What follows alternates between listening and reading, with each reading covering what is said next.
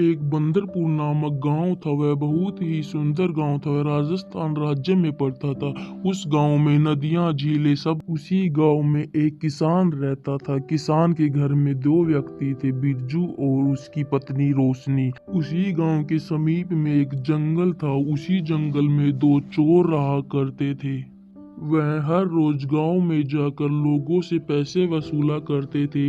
इस बार बिरजू और रोशनी के पास भी पैसे लेने के लिए गए और बिरजू उन्हें पैसे दे दिया करता था। लेकिन इस बार की फसल बिरजू की अच्छी नहीं हुई और वो अपनी पत्नी से कहता है, अजी सुनती हो, इस बार हमारी फसल अच्छी नहीं हुई। अब क्या होगा जी? वो तो कल ही हमारे से पैसे लेने के लिए आएंगे। अगर पैसे नहीं दिए तो हमारा क्या करेंगे? अरे घबराओ मत रोशनी, हम चोरों से 2-4 दिन की मोहलत मांग लेंगे। और आज तुम्हारी बहन भी तो आ रही है, उनके लिए खाना नहीं बनाओ? जी मैं उन चोरों के बारे में सोचकर अपनी बहन के बारे में तो भूल ही गई। अब भी उनके लिए अच्छा अच्छा खाना बनाती हूँ। उसी गांव में शीला और उसकी माँ ममता अपनी बहन रोशनी से मिलने आ रही थी। शीला अपनी मौसी से मिलने के लिए बहुत ही उतावली हो रही थी और वह जल्दी जल्दी चलने लगे।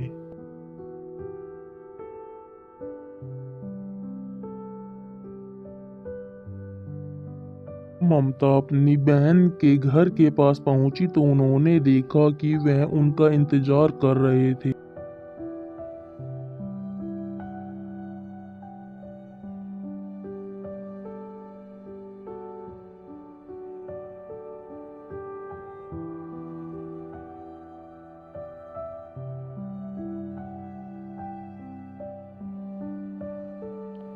बहन रोशनी के पास पहुंचकर ममता बोलती है, क्या हुआ जीजा जी, बहुत परेशान लग रहे हो और अपने घर की तरफ क्यों देख रहे हो? क्या बताऊं ममता, इस बार फसल अच्छी नहीं हुई और हमारे गांव में दो लुटेरे रहते हैं जो हर रोज गांव में आकर लोगों से पैसे वसूला करते। उन लुटेरों ने हमको हमारे घर से बाहर निकाल देने की धमकी दी थी। तो क्या हो गया मौसा जी? आप पुलिस में शिकायत दर्ज कर दो। पुलिस आपके घर को बचा सकती थी। क्या सीलू, मैंने भी कई बार कहा है कि पुलिस में शिकायत दर्ज कर दो। ये कहते हैं कि पुलिस बहुत दूर है यहाँ। बेटा सीलू, तुमने देखा था ना, शहर बहुत दूर है। शहर में ही एक पुलिस स्टेशन है जो यहाँ से बहुत दूर पड़ता है। नहीं बहन, दूर ही तो है, लेकिन उन चोरों ने हमको धमकी दी थी कि अगर किसी ने भी पुलिस में शिकायत दर्ज की तो मैं उन्हें जिंदा मार डालूंगा। अरे मौजी, ऐसे कैसे जिंदा मार डालेंगे? उनमें दया भावना है कि नहीं? अरे बेटा शीला, तुम अभी बहुत छोटी हो, तुम्हें नहीं पता उन दो लुटेरों के बारे में। वह बहुत खतरनाक हैं। मैं बहुत लोगों को मार डाल। रुको, मेरे पास एक उपाय आया है। मैं जमींदार के पास जाकर पैसों का प्रबंध करता हूँ। हाँ, जमींदार तुम्हें कुछ पैसे दे देगा और कुछ पैसे मेरे बेटी के पर्स में भी रखे हुए हैं। रोशनी, मैं शाम तक लौट आऊंगा और पैसों का प्रबंध भी मैं पक्का कर लूंगा। और तुम सब अंदर चले जाओ। और बिरजू जमींदार से मिलने के लिए चला जाता है। बिरजू जमींदार के घर पर पहुंचकर जमींदार से कहता है, जमींदार काका, ओ जमींदार काका, कुछ पैसे मिलेंगे क्या? मैं जल्द ही आपको लौटा दूंगा। जमींदार बहुत लालची था और कहता, बेटा रामू, मेरे पास अभी तुमको देने के लिए कुछ भी नहीं है। अरे जमींदार काका, कल ही तो आपको सरकार की तरफ से रुपए मिले थे, वो कहाँ गए? बिरजू, तुम्हें उससे क्या? मैं तुम्हें पैसा नहीं देना चाहता हूँ, तुम्हें कभी नहीं लौटाओगे। जो की उम्मीद थी वो टूट गई और वह जमींदार के घर से निकल जाता है। बिरजू की पत्नी रोशनी बिरजू का इंतजार कर रही थी और बिरजू उनके पास जाकर कहता है कि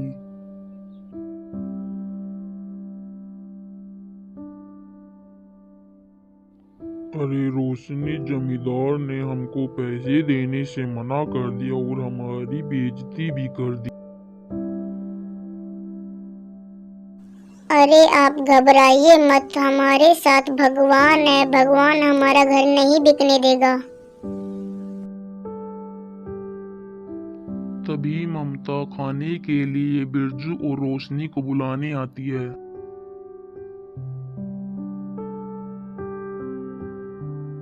जीजा जी जल्दी से खाना खा लो और बहन रोशनी तुम भी आ जाओ, अंदर आ जाओ, शीला तुम्हारा इंतजार कर रही है।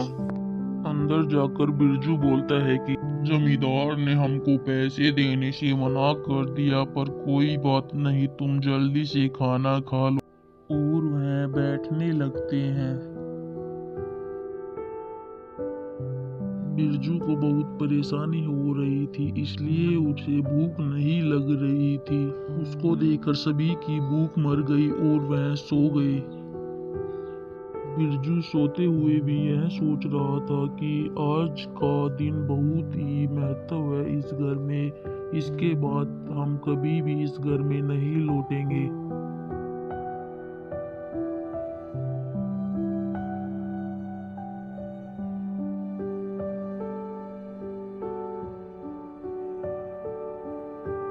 जब वह बाहर खड़ी थी तो जब चोर उनके पास आते हैं और चोर कहता है, पैसों का प्रबंध हो गया क्या, वरना घर खाली कर दे, वरना हम तेरे को मार डालेंगे।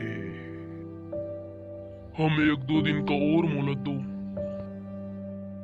अब और मोहलत नहीं मिलेगी, बस हो गई तुम्हारी 1-2 दिन की मोहलत।